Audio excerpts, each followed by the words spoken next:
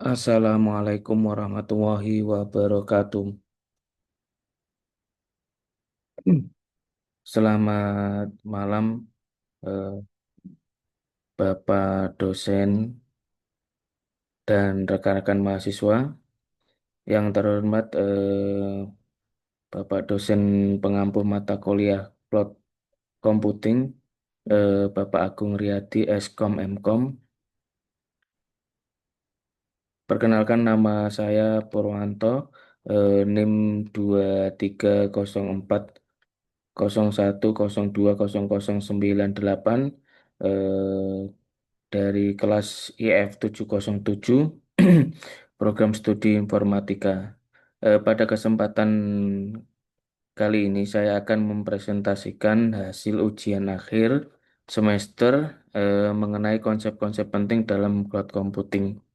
Dalam presentasi ini, saya akan membahas beberapa istilah kunci yang relevan dengan dunia teknologi informasi, yaitu SAS, Utility Computing, dan Integrated Network. Selain itu, saya juga akan menjelaskan arsitektur dari hybrid cloud computing, yang merupakan solusi inovatif yang menggabungkan keunggulan dari public cloud dan private cloud. Melalui pemahaman yang mendalam tentang istilah-istilah ini dan struktur arsitektur hybrid cloud, diharapkan kita dapat melihat bagaimana teknologi cloud computing dapat meningkatkan efisiensi operasional dan fleksibilitas dalam pengelolaan sumber daya teknologi informasi di era digital saat ini. Mari kita mulai dengan membahas istilah yang pertama, yaitu eh,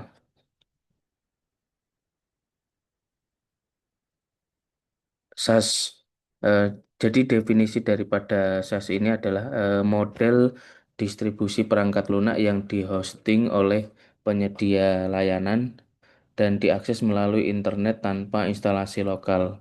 Contoh, Google Workspace, Microsoft 365, dan Salesforce. Keuntungan dari SaaS ini yang pertama yaitu kemudahan akses dari berbagai perangkat. Yang kedua, pengurangan biaya operasional atau tanpa investasi perangkat keras.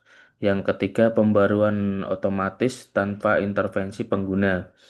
Berikutnya, yang keempat yaitu fokus pada inti bisnis tanpa beban pengelolaan teknologi informasi.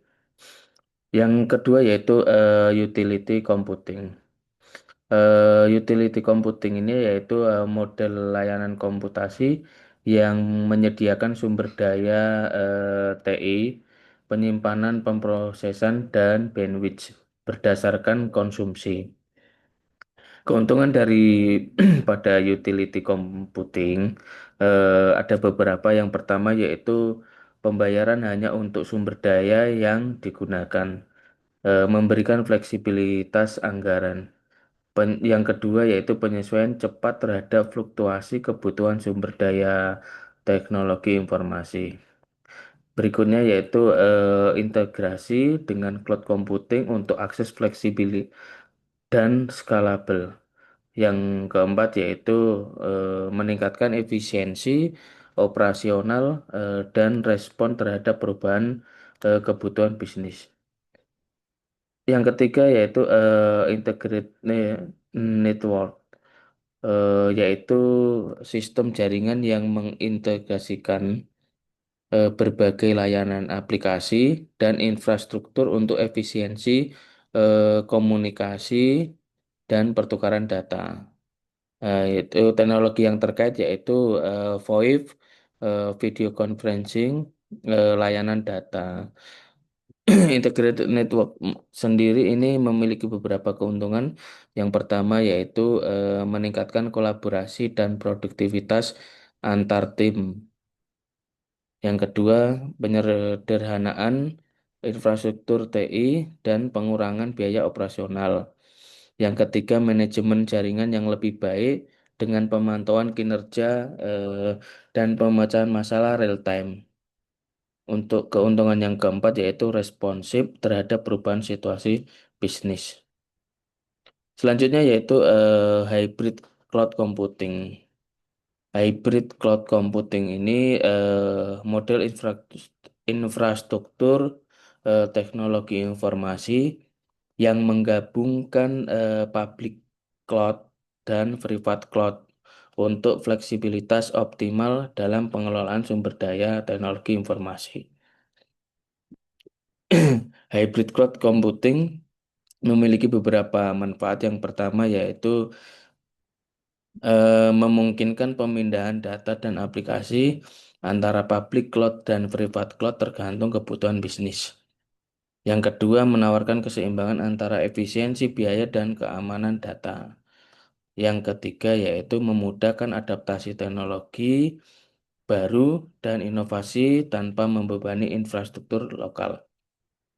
Integrasi termasuk virtual network dan on-frame data center untuk kontinuitas operasional dan manajemen yang lebih baik. Public cloud yaitu layanan cloud yang menyediakan sumber daya TI melalui internet untuk umum. Keunggulannya skalabilitas tinggi, memungkinkan penyesuaian kapasitas sesuai kebutuhan. Yang kedua, biaya operasional rendah. Pengguna hanya membayar untuk sumber daya yang digunakan.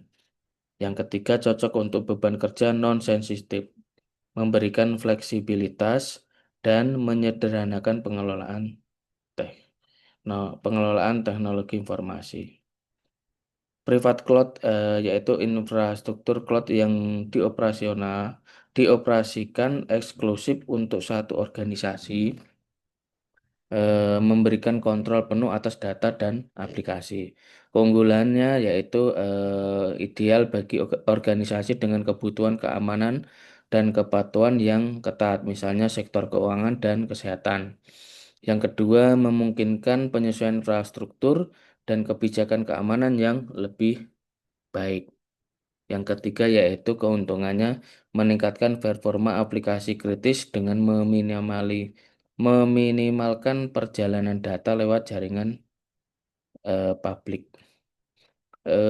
Berikutnya yaitu faktor-faktor berpengaruh dalam implementasi cloud computing.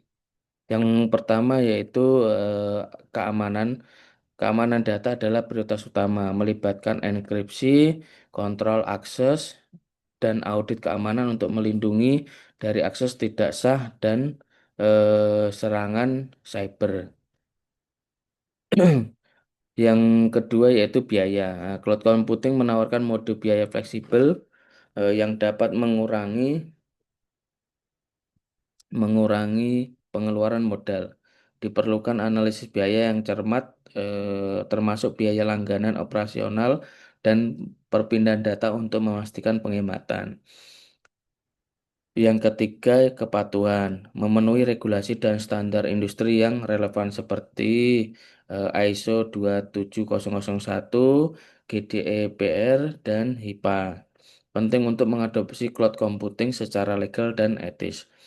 Keempat yaitu keterampilan dan pengetahuan sumber daya manusia. Ketersediaan keterampilan dan pengetahuan di sumber daya manusia sangat krusial. Perusahaan perlu melatih karyawan untuk mengelola dan memanfaatkan sistem cloud dengan efektif. Keuntungan virtualisasi dan cloud computing. Ada beberapa keuntungan. Yang pertama yaitu efisiensi sumber daya. Memungkinkan beberapa sistem operasi berjalan di satu server fisik, meminimalkan untuk pemborosan. Yang kedua yaitu fleksibilitas dan skalabilitas. Menambahkan atau mengurangi sumber daya sesuai permintaan untuk respon cepat terhadap pasar. Yang ketiga, penghematan biaya. Jadi keuntungan yang ketiga yaitu penghematan biaya, mengurangi pengeluaran modal dan beralih ke model biaya berdasarkan penggunaan. Yang keempat yaitu akses global. Dapat diakses dari mana saja dengan koneksi internet, meningkatkan kolaborasi dan produktivitas. Yang kelima yaitu pembaruan dan pemeliharaan. eh, menye- penyedia melakukan pembaruan dan pemeliharaan mengurangi beban tim TI. Yang keenam, disaster recovery dan backup. Solusi pemulihan data dan backup yang cepat dan lebih baik. Untuk yang ketujuh yaitu inovasi lebih cepat. Akses ke infrastruktur terbaru memungkinkan penerapan teknologi baru secara cepat. Yang kedelapan yaitu peningkatan mobilitas pengguna, akses aplikasi dan data dari berbagai perangkat meningkatkan fleksibilitas kinerja. Di samping keuntungan tentunya ada kerugian.